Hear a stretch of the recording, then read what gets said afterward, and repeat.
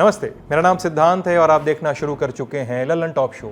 आज साल का पहला दिन है और हम खबरों से दूर नहीं रह सकते हैं, ना आपसे यानी अपने दर्शकों से।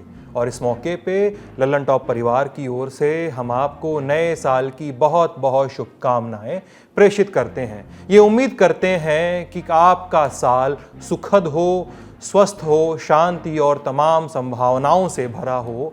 हम सभी अपने अपने हिस्सों के प्रेम पा सकें और प्रेम बांट सकें और ये देश जिन लोकतांत्रिक उम्मीदों पर टिका हुआ है वो उम्मीदें और ज़्यादा मजबूत हों, देश और ज़्यादा मजबूत हो। इन बातों के साथ हम शुरू करते हैं ललन टॉप शो और आज हम बात करेंगे IIT BHU के गैंगरेप कांड की, जहां गैंगरेप हुआ और उस केस के तीनों आरोपी पकड़े गए। वारदात को अंजाम देने के बाद वो कहां कहां गए, चुनाव प्रचार करने तक चले गए, वो पुलिस से कैसे बचते रहे, उनकी क्या योजना थी कि वो कैसे आगे भी बचते रहेंगे, ये सब जानकारियों को अब सामने आ रही हैं जो हमारे, इन पर हम विस्तार से बात करेंगे। और बात करेंगे देश की सुरक्षा की। जब देश नए साल का जश्न मना रहा था उस समय कश्मीर का एक और अलगाववादी संगठन बैन हो गया। केंद्रीय गृह मंत्रालय द्वारा बैन किए गए संगठन की क्या कहानी है, इनकी क्या स्टोरी है, बैक स्टोरीज हैं। और लगातार जो कहा जा रहा है कि कश्मीर में कुछ ही दिनों बाद विधानसभा चुनाव होंगे सुप्रीम कोर्ट के दखल के बाद, क्या अब नए विधानसभा चुनाव में हुर्रियत और अलगाववादी नेताओं की जगह कम से कम बनेगी, इस पे बात करेंगे। और बात करेंगे सहूलियतों की, देश की रेलवे की। देश की रेलवे किस हाल में है, क्यों ट्रेनें घंटा, 2 घंटा, 4 घंटा, 10 घंटा लेट हो रही हैं, क्यों नहीं एंटी फॉग सिस्टम जिसको लगाने की योजना 6 साल पहले सामने आई थी काम कर पा रही है, ट्रेनों में खचाखच भीड़ AC फर्स्ट के डिब्बों तक क्यों पहुंच गई है, और ट्रेनों में क्या स्लीपर के डिब्बे कम किए गए हैं। इन सब खबरों पे भी हम सुध लेंगे, लेकिन सबसे पहले दिन की सुर्खियां। पहली सुर्खी मणिपुर से। पुराने साल को जब विदा किया जा रहा था तो उस समय भी मणिपुर के मौजूद मोरे में भयानक हिंसा चल रही थी, गोलीबारी हो रही थी। बता दें कि मोरे मणिपुर का वो इलाका है जिसके बगल में ही म्यांमार की सीमा लगी हुई है। म्यांमार यानी एक इंटरनेशनल बाउंड्री। इसी मोरे में 30 दिसंबर के दिन उग्रवादियों और मणिपुर पुलिस के कमांडो दस्ते यानी मणिपुर कमांडो के बीच लड़ाई शुरू हुई। खबरों के मुताबिक सबसे पहले उग्रवादियों ने मणिपुर कमांडो के पोस्ट पे RPG से फायर किया। RPG से फायर के बाद 4 मणिपुर कमांडो के जवान घायल हुए। उसके बाद उग्रवादियों ने गोलीबारी शुरू की जो 31 दिसंबर की देर शाम तक जारी रही। अब वहां पर कर्फ्यू लगा दिया है। हमारे व्हाट्सएप ग्रुप में ऐसे बहुत सारे वीडियोस आए हैं जहां पे मणिपुर कमांडो और उग्रवादियों के बीच फायरिंग सुनी जा सकती है। इनमें ऑटोमेटिक हथियारों की फायरिंग भी शामिल है। चूंकि मोरे का जो इलाका है वो मूलतः कुकी बहुल है और मणिपुर कमांडो जो है वो मैतेई बहुल है, इसलिए इस हिंसा के एपिसोड को जो मई के महीने से चली आ रही कुकी बनाम मैतेई हिंसा है उसके एक एपिसोड की तरह देखा जा रहा है। वहीं इस घटना में मणिपुर कमांडो पर भी इल्ज़ाम लगाए जा रहे हैं। कुकी जो समुदाय के प्रमुख संगठन ITLF यानी इंडिजिनस ट्राइबल्स लीडर्स फोरम ने अपने बयान में कहा है कि मणिपुर कमांडो ने 3 कुकी महिलाओं के घरों में आग लगा दी और फायरिंग शुरू की। सबसे पहले ये ITLF के आरोप हैं मणिपुर कमांडो पर और उनके खिलाफ उन्होंने जांच की मांग की है। बता दें कि मणिपुर हिंसा में अब तक आधिकारिक तौर पे 200 से ज़्यादा लोग मारे जा चुके हैं और 60,000 से ज़्यादा लोग विस्थापित हो चुके हैं। वो अलग अलग कैंप्स में रह रहे हैं। अगली सुर्खी में बात खालिस्तान समर्थक आंदोलनों की और भारत की केंद्रीय जांच एजेंसी यानी NIA ने 43 खालिस्तान समर्थक संदिग्धों की सूची जारी की है। NIA के मुताबिक ये सभी वो लोग हैं जो साल 2023 में विदेशों में हुए इंडियन मिशंस पर हमले में शामिल थे। कब हुए थे ये हमले? 19 मार्च यूके के लंदन और कनाडा के ओंटारियो में, और 2 जुलाई को अमेरिका के सैन फ्रांसिस्को में। यहाँ पर भारतीय दूतावास मौजूद है, इंडियन मिशंस इनको ही कहेंगे। भारतीय दूतावास मौजूद है, वहाँ पे खालिस्तान समर्थकों ने हंगामा किया था। राष्ट्रीय जांच ब्यूरो यानी एनआईए ने भारतीय दूतावास पर आपराधिक अतिक्रमण, बर्बरता, आगजनी, सार्वजनिक संपत्ति को नुकसान पहुंचाना और दूतावास कर्मियों को नुकसान पहुंचाने की कोशिश करना जैसी धाराओं में इनके खिलाफ मुकदमा दर्ज किया है। इन घटनाओं के सामने आने के बाद एनआईए की टीम ने अगस्त के महीने में अमेरिका का दौरा भी किया था। उन्होंने क्राउड सोर्सिंग के हवाले से लोगों से के बारे में जानकारी जुटानी शुरू की। मतलब लोगों से पूछा कि क्या आप इनको जानते हैं, क्या ये फोटो में दिख रहा शख्स कौन है। उसके आधार पर ग्राउंड पर एक्टिविटी की गई, छापेमारी, पूछताछ वगैरह के बाद ही ये लिस्ट सामने आई है। इस लिस्ट के बारे में ज्यादा जानकारी दे रहे हैं हमारे एक्सपर्ट्स। 43 लोगों की पहचान एनआईए की तरफ से किया जा चुका है। इसमें से 43 लोगों में से कुछ लोग जो है वो विदेशों में मौजूद हैं। इसके साथ ही कुछ लोग जो हैं वो भारत में मौजूद हैं, जो कि वहां पर हंगामा करने के लिए गए थे और उसके बाद वापस भारत आ गए। इनके खिलाफ एनआईए ने रेड भी डाली थी और इसके साथ ही 80 से ज़्यादा लोगों से एनआईए ने अब तक इस पूरे मामले में पूछताछ किया है। तो आपको बता दें कि एनआईए क्राउड सोर्सिंग मैकेनिज्म के जरिए इन तमाम चीज़ों पर कार्रवाई कर रही है और आने वाले दिनों में आपको बता दें कि जो लंदन, अमेरिका, इसके साथ ही जो कनाडा की एजेंसीज़ हैं, उनको ये तमाम वीडियो फुटेज और फोटो को शेयर किया जाएगा और उसके बाद इन खालिस्तानी गतिविधियों में जो लोग जुड़े हुए हैं, इनके खिलाफ कड़ी कार्रवाई की जाएगी। अगली सुर्खी है अपराधी गोल्डी बराड़ से जुड़ी हुई। वो कनाडा में छुपा हुआ है और भारत सरकार ने 1 जनवरी की शाम उसे आतंकवादी घोषित कर दिया है। UAPA unlawful activities prevention act के तहत। बता दें उसका नाम सिद्धू मूसेवाला की हत्या के समय भी आया था। वो हत्या का मास्टरमाइंड था, ऐसा कहा जाता है। उस पर यह भी आरोप लगते हैं कि उसने इस हत्या में शामिल लोगों को ट्रेनिंग दिलवाई थी, उनको हथियार मुहैया कराए थे और रेकी करवाने में भी मदद की थी। केंद्रीय गृह मंत्रालय ने 1 जनवरी को नोटिफिकेशन जारी किया जिसमें उसे UAPA के तहत आतंकी घोषित किया गया है। फिलहाल वो कनाडा के वाम्पटन में रह रहा है। सुर्खियां यहां पे समाप्त होती हैं। अब चलते हैं बड़ी खबर की ओर। बड़ी खबर में सबसे पहले बात IIT BHU में हुए छात्रा के साथ गैंगरेप केस में हुई गिरफ्तारी की। वाराणसी पुलिस ने 31 दिसंबर को 3 लोगों को गिरफ्तार किया। तीनों आरोपियों के नाम हैं कुणाल पांडे, आनंद उर्फ अभिषेक चौहान और सक्षम पटेल। इनमें से कोई भी BHU का स्टूडेंट नहीं है, लेकिन तीनों हैं बनारस के ही रहने वाले। और गिरफ्तारी के बाद 31 दिसंबर को ही तीनों आरोपियों को वाराणसी की एक कोर्ट में पेश किया गया। कोर्ट ने तीनों को 14 दिनों की न्यायिक हिरासत में भेज दिया। ये गिरफ्तारी यौन उत्पीड़न केस और गैंगरेप केस की घटना के पूरे 60 दिन बाद हुई। पुलिस ने एक बुलेट बाइक को भी कब्जे में लिया है जिसके जरिए तीनों आरोपी कैंपस में पहुंचे थे। और गिरफ्तारी के बाद पुलिस की कार्रवाई पर भी सवाल उठ रहे हैं, क्योंकि इन 60 दिनों में इन आरोपियों ने क्या किया उसकी कहानी तमाम अखबारों और मीडिया रिपोर्ट्स के हवाले से सामने आई है। तब समझ में आता है कि पुलिस की एक्टिविटी क्यों सवालों में। कहानी सुनिए पहले। 2 महीने पहले 31 अक्टूबर और 1 नवंबर 2023 की दरमियानी रात IIT BHU जो BHU के कैंपस में ही है, वहां के एक सुनसान इलाके में बीटेक की एक छात्रा के साथ बर्बरता हुई। पहले जानकारी सामने आई कि छात्रा को धमकी देकर उसके कपड़े उतरवाए गए थे, उसका वीडियो बनाया गया था और उसका जबरन फोन नंबर लिया था। लेकिन कुछ दिनों बाद छात्रा ने मजिस्ट्रेट के सामने बयान दिया और फिर घटना के लगभग 1 हफ्ते बाद यह बात सामने आई कि छात्रा के साथ गैंग रेप भी किया गया था। तब कैंपस में सुरक्षा को लेकर तमाम सवाल उठाए गए थे, छात्रों ने प्रोटेस्ट किया था। हम घटना के बाद हमने एक इस पे ग्राउंड रिपोर्ट तैयार की थी, फाइनल रिपोर्ट, जिसका डिस्क्रिप्शन में हम लिंक दे दे रहे हैं। अगर आपकी रुचि हो तो वहां पर आप जाकर देख सकते हैं। अब आते हैं आरोपियों पर। जैसे ही इनकी गिरफ्तारी की गई तो एक खबर यह भी चलने लगी कि तीनों आरोपी जो हैं भारतीय जनता पार्टी से जुड़े हैं। सोशल मीडिया पर आरोपियों की तस्वीरें प्रधानमंत्री नरेंद्र मोदी और यूपी के मुख्यमंत्री योगी आदित्यनाथ समेत JP नड्डा और तमाम नेताओं के साथ फ्लैश होने लगी। आरोपी Kunal Pandey bridge enclave colony Sundarpur का रहने वाला है, अभिषेक चौहान जीवधीपुर का और सक्षम पटेल बजरडीहा का रहने वाला है। ये तीनों ही इलाके बनारस में आते हैं, बनारस के मोहल्ले हैं। अब खबर आते ही बीजेपी ने तीनों को पार्टी से निष्कासित कर दिया। आरोप लग रहा है कि तीनों बीजेपी आईटी सेल के लिए काम करते थे। वाराणसी के बीजेपी के जिलाध्यक्ष हंसराज विश्वकर्मा ने पहले स्वीकार किया कि उनका नाम आया है और जांच करके उन्हें पार्टी से निष्कासित किया जाएगा। लेकिन जब आज तक ने विश्वकर्मा से पल्ला झाड़ने की बात की तो सुनिए उन्होंने क्या कहा। निश्चित तौर पर अगर नाम आया जांच पड़ताल करके पार्टी से उसको निष्कासित कर दिया जाएगा, कोई इसमें दो राय नहीं है। जैसे बीजेपी को हमेशा जाना जाता है कि कोई भी गलत कार्य करता है वो पकड़ा जाता है तो पार्टी उससे पल्ला झाड़, सबको किसी पल्ला झाड़ने की बात नहीं, पार्टी से उसको निष्कासित कर दिया जाएगा।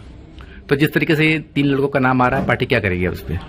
पार्टी से उसको निष्कासित कर दिया गया है अभी तुरंत, बाकी आगे देखा जाएगा, जो संगठन का निर्देश आएगा उसको किया जाएगा। पुलिस के एक्शन के बाद उत्तर प्रदेश सरकार में स्टाम्प मंत्री रविंद्र जायसवाल ने कहा कि आरोपी कोई भी हो उनके खिलाफ सख्त कार्रवाई की जाएगी। हालांकि तीनों आरोपियों की जानकारी सामने आने के बाद विपक्ष बीजेपी पर हमला कर रहा है, उनको मौका मिला है। समाजवादी पार्टी के मुखिया अखिलेश यादव ने सोशल मीडिया पे लिखा, बीएचयू के भाजपाई अपराधियों को ऐसी सजा दी जाए कि फिर कोई सत्ता के अहंकार में किसी स्त्री की गरिमा और अस्मिता के साथ खिलवाड़ न करे, भाजपा सरकार के संरक्षण का दुरुपयोग न करे। आज उत्तर प्रदेश और देश की हर नारी पूछ रही है, भाजपा के प्रश्रय प्राप्त अपराधियों की गाड़ी कभी क्यों नहीं पलटती। इसी तरह महिला कांग्रेस की अध्यक्ष नेट्टा डिसूजा ने भी सवाल उठाए और ये कहा, बेटी पढ़ाओ बेटी बचाओ, पर सच्चाई ये है कि बीजेपी महिलाओं के लिए बलात्कारी जनता पार्टी बन चुकी है। बेटी बचाओ का नारा और काम बेटी रुलाओ की। और भाजपा ने अपने सफाई में अपने जवाब में क्या कहा वो हमने आपको पहले ही बता दिया। कहानी सिर्फ यही नहीं है। 1 नवंबर की घटना के बाद तीनों आरोपी पुलिस से बचने के लिए एक जगह से दूसरी जगह भाग रहे थे। इंडिया टुडे से जुड़े आशीष श्रीवास्तव की रिपोर्ट के मुताबिक तीनों ही घटना को अंजाम देने के बाद बनारस छोड़कर मध्य प्रदेश चले गए, वहीं चुनाव प्रचार कर रहे थे। कुछ दिन बाद वहां से लखनऊ चले गए, वहां पर भी कुछ दिनों तक रुके हुए थे। फिर चुनाव खत्म होने के बाद वापस बनारस लौट गए, यानी बनारस काफी पहले लौट गए। रिपोर्ट बताती है कि आरोपियों को घटना के दिन ही इस्तेमाल की गई जो बुलेट उन्होंने रखी हुई थी उसका नंबर प्लेट भी बदल दिया था। ये बुलेट जो है कुणाल पांडे की बताई जा रही है। कुणाल पांडे के ही बारे में ये भी जानकारी सामने आ रही है कि वो पार्षदी का चुनाव लड़ना चाहता था। उसके घर में उसके कोई रिश्तेदार बनारस के किसी वार्ड से पार्षद हैं, इसलिए वो चुनाव की तैयारी में रहा।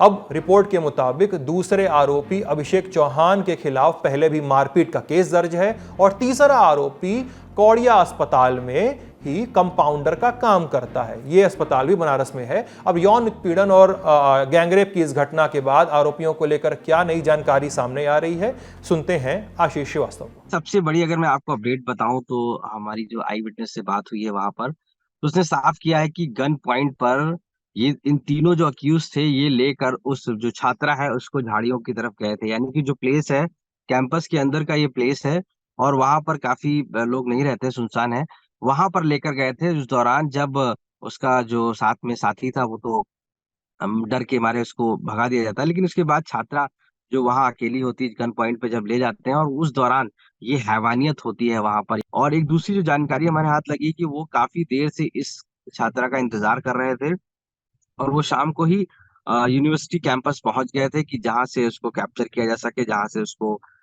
उठाया जा सके। इस वजह से भी माना जाता है कि कितनी तरीके से वो सशक्त थे और ये जानते थे कि वो कैंपस के अंदर रहेंगे और इस दौरान इस घटना को अंजाम दिया जा सकता है। चूंकि अरेस्ट हो चुके हैं पहले ही और दूसरी 60 दिन लगे उनको अरेस्ट करने पर, लेकिन उनके बारे में जो जानकारी लगी है वो साफ तौर से वो 60 दिन तक आखिर कहाँ रहे, किस तरीके से उन्होंने अपना टाइम को स्पेंड किया या कहाँ वो रहे, क्या क्या उन्होंने किया, इस बात की जानकारी पुलिस को सर्विलांस की मदद से लगी है कि वह इस दौरान मध्य प्रदेश भी गए, इस दौरान वो लखनऊ भी गए और इस दौरान वो कई अन्य जगह जहां पर वो अपने आप को बचा सकते थे, सेफ कर सकते थे। और जब उनके जो मोबाइल से वो ट्रेस किए जा रहे थे पुलिस के द्वारा, हालांकि जो घटना हुई थी उसके बाद से पुलिस इनके मोबाइल को ट्रेस कर रही थी, तब ये भी पाया गया कि कहीं ना कहीं वो अलग अलग जो सिटी है उत्तर प्रदेश की वहां पर रहे। इसके अलावा जो मध्य प्रदेश था वहां पर चुनाव में भी गए थे बीजेपी के, ये भी कहा गया, क्योंकि वो कनेक्ट थे साफ तौर से। और यही वजह थी कि वो कहीं ना कहीं अपने आप को 60 दिन तक सेव करने की कोशिश भी कर रहे थे और इस पूरे माहौल को ठंडा हो जाने की बात भी कह रहे थे। वाराणसी पुलिस पर आरोप लग रहे हैं कि उन्होंने आरोपियों को पकड़ने में देर की, क्योंकि आरोपियों के सीसीटीवी फुटेज पहले से ही सामने आ गए थे। सवाल उठाने वाले तो ये भी कहते हैं कि पुलिस ने आरोपियों की पहचान घटना के हफ्ते भर बाद कर ली थी, लेकिन चूंकि जुड़ाव भारतीय जनता पार्टी या सत्ताधारी पार्टी से था, इसलिए कार्रवाई में हिचक बरती गई। हालांकि इस मुद्दे पर वाराणसी पुलिस का कोई सीधा बयान अभी तक सामने नहीं आया है। वो आएगा तो हम वो भी आपको बताएंगे, लेकिन पुलिस पर किसी तरह का दबाव था या नहीं था, सुनते हैं आशीष श्रीवास्तव को। क्योंकि जिस घटना को ये अंजाम देने गए वहां पर इन्होंने अपनी बाइक पर नंबर प्लेट नहीं लगा रखी थी, यानी कि वो जानते थे कि अगर हम नंबर प्लेट लगाएंगे तो कहीं ना कहीं किसी के द्वारा कैच कर लिए जाएंगे। सबसे बड़ी बात थी, हमने आज जब कैंपस में जब गए हमने देखा कि वहाँ सीसीटीवी फुटेज मौजूद है, यानी सीसीटीवी लगे हैं, और ठीक सीसीटीवी के नीचे की ये घटना है। तो आखिर वो फुटेज कहाँ गया?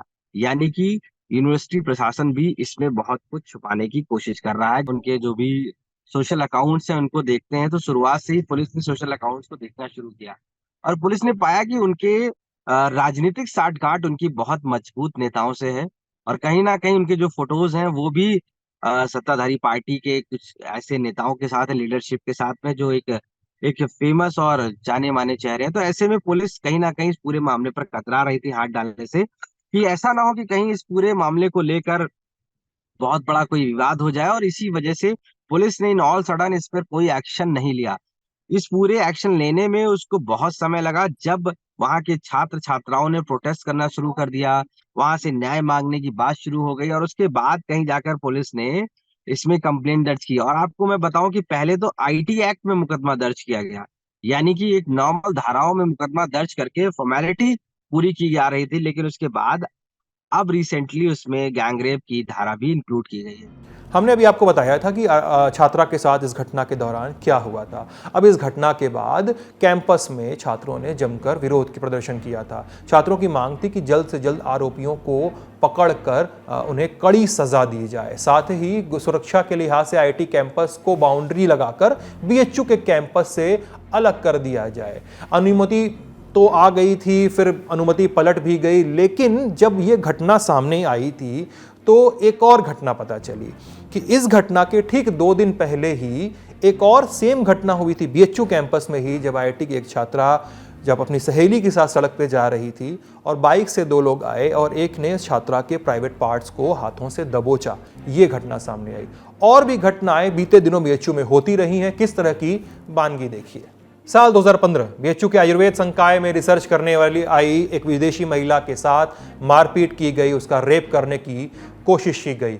साल 2016 हिंदी विभाग के एक छात्र का गैंग रेप किया गया कैंपस के ही अंदर। हिंदी विभाग के इस छात्र का गैंगरेप करने वाले ने उसके गुदा द्वार को सिगरेट से जलाया और ये सब कुछ कैंपस के अंदर कार में होता रहा। साल 2016 बीएचयू अस्पताल की एक महिला डॉक्टर ने एक रेजिडेंट डॉक्टर पर बलात्कार करने और पीटने का आरोप लगाया। साल 2017 लाइब्रेरी से हॉस्टल की ओर लौट रही एक लड़की को 3 लड़कों ने रोका, कपड़े में हाथ डाले और पूछा, रेप करवाओगी या अपने हॉस्टल जाओगी। इन घटनाओं के बाद कैंपस में बहुत बवाल हुआ। साल 2017 की जो घटना हमने आपको बताई है, उसके बाद तो एक लंबा चौड़ा बवाल हुआ था।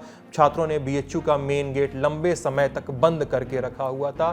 3 दिनों बाद लाठीचार्ज करके और हल्के बल के इस्तेमाल के बाद इन लोगों को वहां से हटाया जा सका। बार बार यही बात हुई कि कैंपस सुरक्षित नहीं है। बार बार यही बात हुई कि सारी पाबंदियां लड़कियों पे क्यों लगाई जा रही हैं। बार बार यही बात कि कैंपस में एक के बाद एक क्यों इस तरह की दिक्कत सामने आ रही है। जवाब नहीं आते हैं। सामने आते हैं तो नए नियम, नई पाबंदियां और नई सलाहें जो आरोपियों को नहीं, पीड़ितों को दी जाती हैं। उम्मीद है कि जल्द हमारे पास जवाब और इलाज आएगा।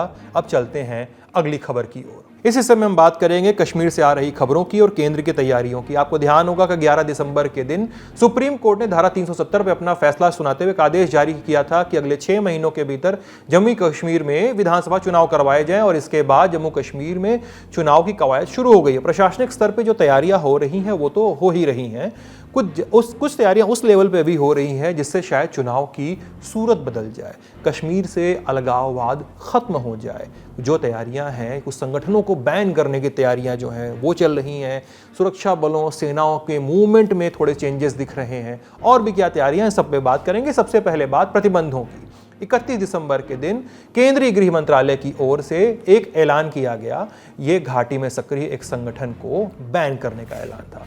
संगठन का नाम तहरीक-ए-हुर्रियत जम्मू कश्मीर, ये पूरा नाम है। अब गृह मंत्रालय ने इस संगठन को यूएपीए के तहत बैन किया है, इस्तेमाल करते हुए इसको अनलॉफुल एसोसिएशन करार दिया है। गृह मंत्री अमित शाह ने इसको लेकर एक्स पे घोषणा भी की, लिखा कि ये संगठन जम्मू कश्मीर को भारत से अलग करके वहाँ इस्लामिक कानून चलाने के गतिविधियों में शामिल है। साथ ही ये समूह जम्मू कश्मीर में भारत विरोधी प्रोपेगेंडा चलाने और आतंकी गतिविधियों को संचालित करने में भी शामिल है।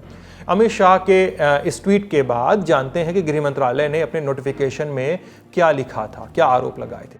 इस संगठन के लोग और नेता पाकिस्तान समेत दूसरे बहुतेरे स्रोतों से पैसा इकट्ठा करते हैं। इन पैसों का उपयोग आतंकी घटनाओं को समर्थन देने और जम्मू कश्मीर में सुरक्षा बलों पर पत्थर चलाने में किया जाता रहा है। इस संगठन के लोगों ने देश के संविधान और संवैधानिक मूल्यों के खिलाफ अपमानजनक रवैया दिखाया है। इस संगठन के लोगों ने आतंकियों के लिए श्रद्धांजलि अर्पित की है जो सुरक्षा बलों के साथ एनकाउंटर में मारे जाते हैं। इसके सदस्य चाहते हैं कि देश में आतंक का राज स्थापित हो, और तहरीक के सदस्यों ने कई बार विधानसभा चुनावों के बहिष्कार का ऐलान किया है। अब जानते हैं कि संगठन है क्या। इसके लिए सबसे पहले एक नाम समझना होगा, वो नाम है सैयद अली शाह गिलानी। गिलानी का मकसद था कि कश्मीर को हिंदुस्तान से अलग कर दिया जाए। इस अलग करने की कवायद को ही खबरों में अलगाववाद लिखा गया और कश्मीर में इसे ही हुर्रियत आंदोलन की तरह लिखा गया। हुर्रियत मानी आज़ादी। इस आंदोलन से जुड़े लोगों का कहना और करना दोनों अलग अलग है। कहने का असल मतलब कुछ और निकलता है। जैसे हुर्रियत नेता कहते हैं कि वो आज़ाद कश्मीर चाहते हैं, लेकिन इस आज़ाद कश्मीर का अंडरटोन होता है कि वो कश्मीर का विलय पाकिस्तान में चाहते हैं, और घाटी में कमोबेश यही अलगाववाद को लेकर स्थिति रही है। इसके आसपास ही राजनीति और सारे आंदोलन वगैरह होते रहे हैं। तो जब साल 2004 में तहरीक की नींव रखी गई तो गिलानी का पटल पर आगमन हुआ एक अलगाववादी नेता के तौर पे। अब गिलानी और उनके संगठन की पूरी लाइन एकदम साफ हो गई कि ये संगठन कश्मीर के अलगाववाद की पैरोकारी करेगा, उसकी वकालत करेगा। अब कुछ ही समय में सीमा पार से फंडिंग शुरू हो गई, बेरोजगार जो युवा थे वो लोग शामिल हो गए, तो तहरीक का और विस्तार होने लगा। कश्मीर से जुड़े कई लोग बताते हैं कि नेशनल कॉन्फ्रेंस के उमर अब्दुल्ला और उनके पिता फारूक अब्दुल्ला ने कई मौकों पर गिलानी से आग्रह भी किया था कि वो मुख्य धारा से जुड़ें, क्योंकि गिलानी की अपनी पॉलिटिक्स के चक्कर में कश्मीर के युवा भ्रमित हो रहे हैं। लेकिन गिलानी ने अपने ऑपरेशंस पे कोई रोक नहीं लगाई, पाकिस्तान और आतंक का समर्थन करते रहे, भारत का बहिष्कार जारी रहा, लिहाजा तहरीक का विस्तार भी जारी रहा।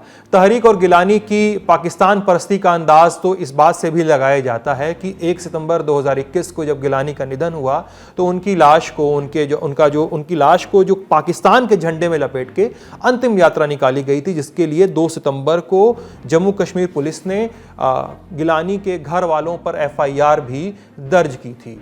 कश्मीर में गिलानी की पार्टी और इस बैन पर होने वाली बातों पर और ज्यादा प्रकाश डाल रहे हैं हमारे एक्सपर्ट। तहरीक-ए-हुर्रियत की अगर बात की जाए तो जम्मू कश्मीर में जब 90 के दशक में अलगाववादी अपने उरूज पे थे और अलगाववादियों का संगठन जिसका गठन 1995 में हुआ था, हुर्रियत कॉन्फ्रेंस, वो कहीं न कहीं जम्मू कश्मीर की राजनीति और जम्मू कश्मीर की सभी गतिविधियों में सबसे प्रमुख तौर पर बना और उभरा। करीब कई दर्जन जो हैं छोटे छोटे संगठन और छोटी छोटी पार्टियां हुर्रियत के छतरी के नीचे एकजुट हुई।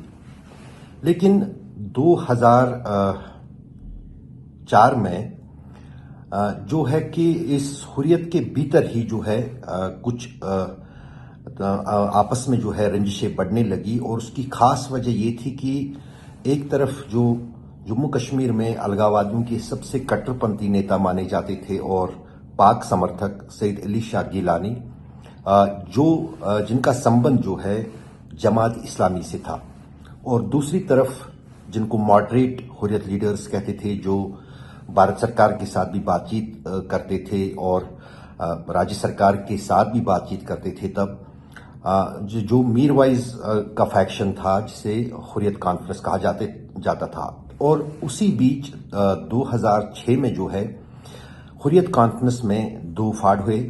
एक आल पार्टीज हुर्रियत कॉन्फ्रेंस बनी जिसमें जो मॉडरेट हुर्रियत लीडर्स थे वो उसका हिस्सा रहे, और दूसरी तरफ तहरीक हुर्रियत सैयद अली शाह गिलानी ने बनाई और वही उसके संस्थापक थे।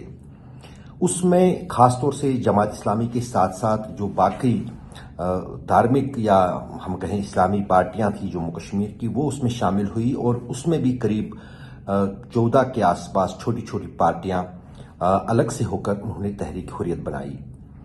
उसके अध्यक्ष सैयद अली शाह गिलानी बने 2018 तक, और 2018 में सैयद अली शाह गिलानी के बाद तहरीक हुर्रियत के सरपरस्त या हम अध्यक्ष कहें वो मोहम्मद अशरफ सहराई बने, जो कि जमात के अमीर तब जम्मू कश्मीर में थे।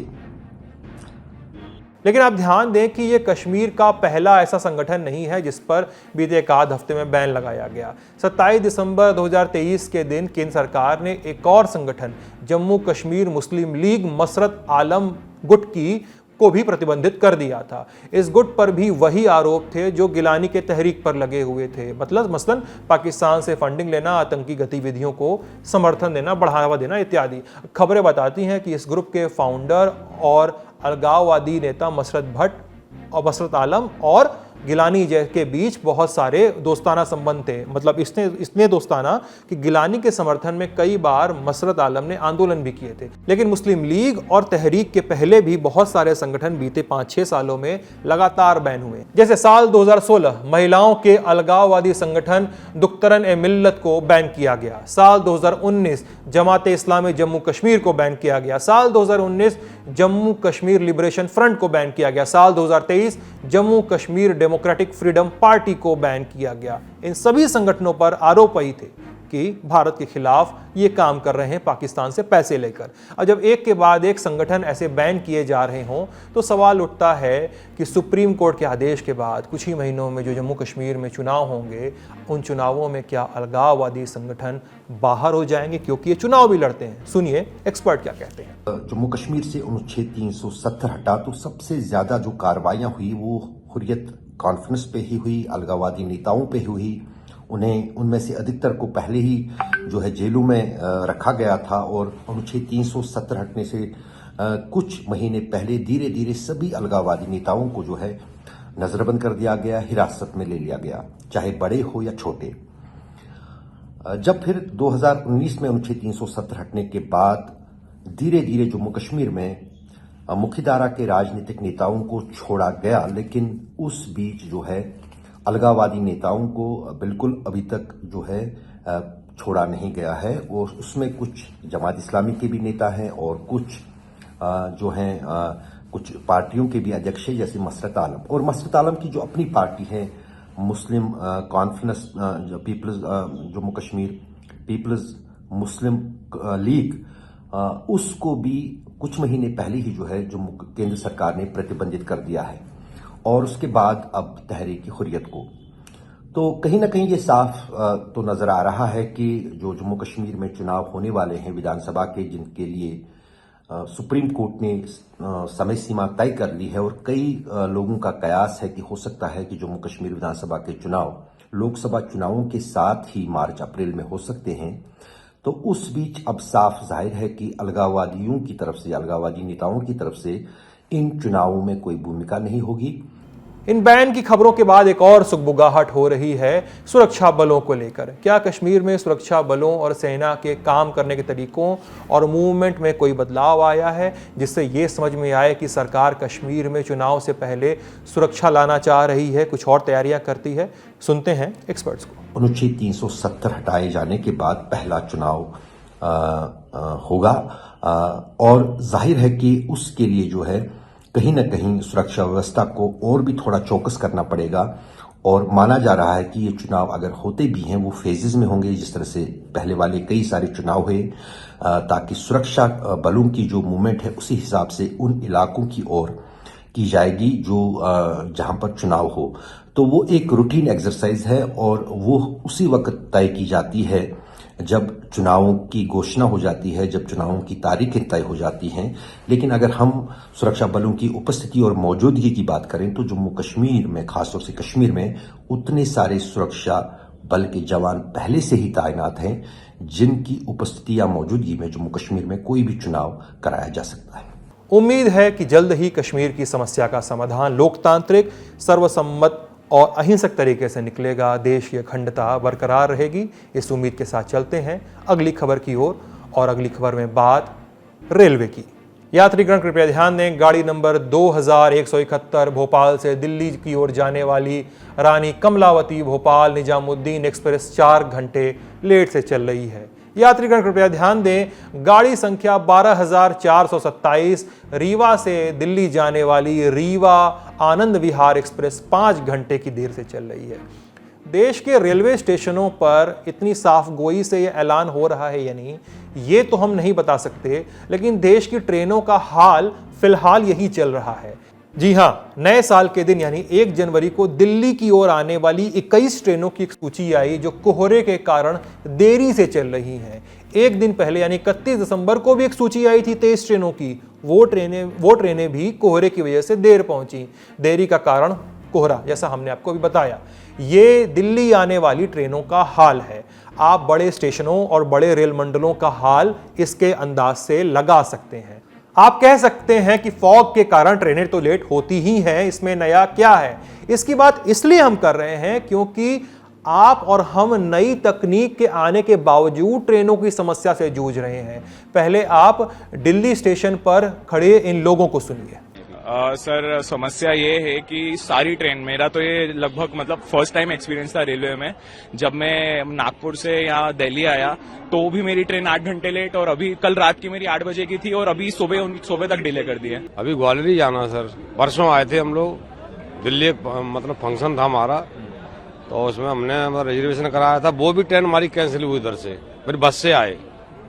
ट्रेन कैंसिल हुई? आपने कहीं नहीं कैंसिल नहीं, मतलब लेट इतनी थी, कम से कम नहीं तो 12 घंटे लेट थी। हमें आना था शाम को, फिर हमने भाई मतलब बस से अपने वो टिकट भी कैंसिल नहीं हुए, पैसे भी चले गए।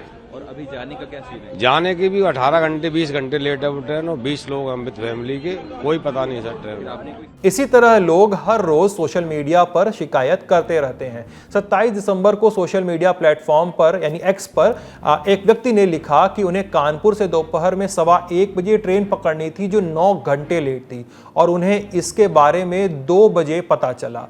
लेकिन उन्हें उसी रोज 8:15 बजे झांसी से एक दूसरी ट्रेन पकड़नी थी राजधानी, इसीलिए उन्हें अपनी ट्रेन को छोड़ना पड़ा, कोई विकल्प नहीं था।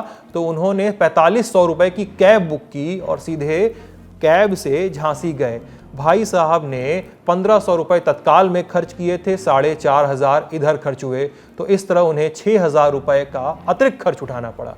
ट्रेनों की देरी के कारण लोगों को हो रहे नुकसान की ऐसी कहानियां सोशल मीडिया पर पटी पड़ी हैं। हर दिन कई लोग मंत्रालय को ट्रेनों की देरी की शिकायत सुनाते हैं। रेल मंत्रालय शिकायतों पर माफी मांग लेता है, लेकिन जैसा कि हमने ऊपर आपको बताया था कि तकनीक से के बावजूद हम और आप इस दिक्कत को डील कर रहे हैं। एक तरफ देश में लगातार बड़े और लग्जरी ट्रेनें शुरू हो रही हैं और हर ट्रेन की रवानगी पर देश के शीर्ष नेता जश्न मनाते हैं, झंडी दिखाते हैं। रेल मंत्री ट्रेनों की तो यात्रा तक करते हैं, लेकिन ये सब जश्न समझा भी जाए, ट्रेनों को भी तो समय से चलाया जाए, क्योंकि ट्रेनें रवाना होते ही भारत के कई हजार किलोमीटर लंबे रेल नेटवर्क का हिस्सा बन जाती हैं। जहां उन्हें देर होना होता है तमाम वादों और तमाम दावों के बाद, और बर्बाद क्या होता है? हमारा आपका पैसा, हमारा आपका समय।